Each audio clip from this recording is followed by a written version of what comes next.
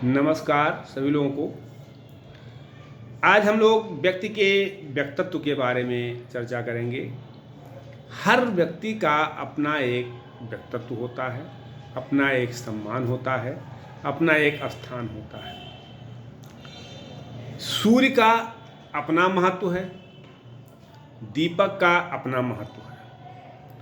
कोई भी व्यक्ति किसी भी व्यक्ति का स्थान नहीं ले सकता है, और अगर कोई व्यक्ति किसी दूसरे व्यक्ति का स्थान लेने का प्रयत्न करेगा या प्रयत्न करता है या कोशिश करता है, तो पराजय स्वयं अपने हाथ से उसकी भाग्य रेखा खींच देती है। ध्यान ये रखना है कि हम अपने जीवन में कहाँ बैठते हैं, किसके साथ रहते हैं, कैसी भाषा का प्रयोग करते हैं।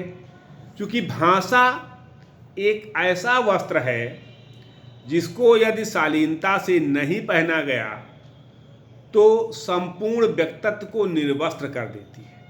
अर्थात भाषा के द्वारा ही हम पहचाने जाते हैं, भाषा के द्वारा ही हम जाने जाते हैं। हम कैसी भाषा का इस्तेमाल करते हैं लोगों के साथ।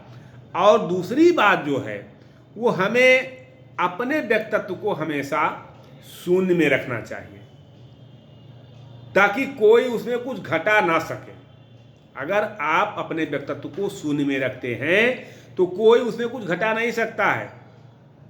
लेकिन आप जिसके साथ खड़े हो जाएंगे उसकी कीमत 10 गुना बढ़ जाएगी। आप जिसके दाहिने खड़े हो गए उसकी कीमत 10 गुना बढ़ जाती है।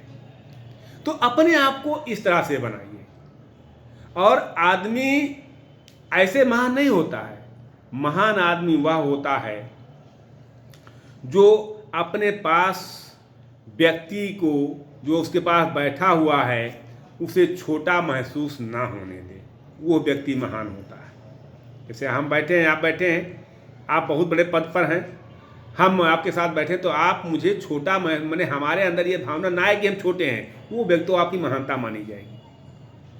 और दूसरी चीज़ जो है वो हम कहाँ बैठते हैं इस पर भी हमारा व्यक्तित्व निर्भर करता है। जैसे मक्खी को आप ले लीजिए, एक जीव है।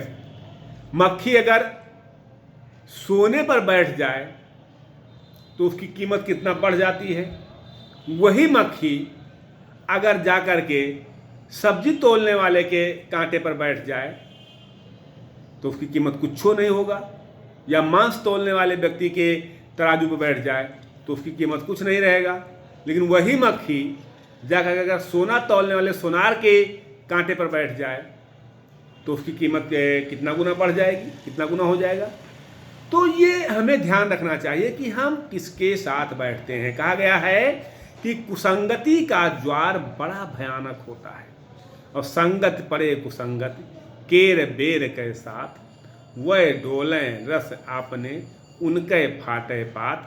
अर्थात अगर कुसंगति में पढ़ करके बच्चे बिगड़ जाते हैं। इसलिए हमें ये हमेशा ध्यान देना चाहिए कि हम किसके साथ बैठते हैं, किसके साथ हमारा वार्तालाप होता है, किसके साथ हम समय व्यतीत करते हैं। और हमें अपने बच्चों को भी इस पर ध्यान देने की ज़रूरत है कि हमारे बच्चे किसके साथ खेलते कूदते हैं, किसके साथ बैठते हैं, कहाँ रहते हैं।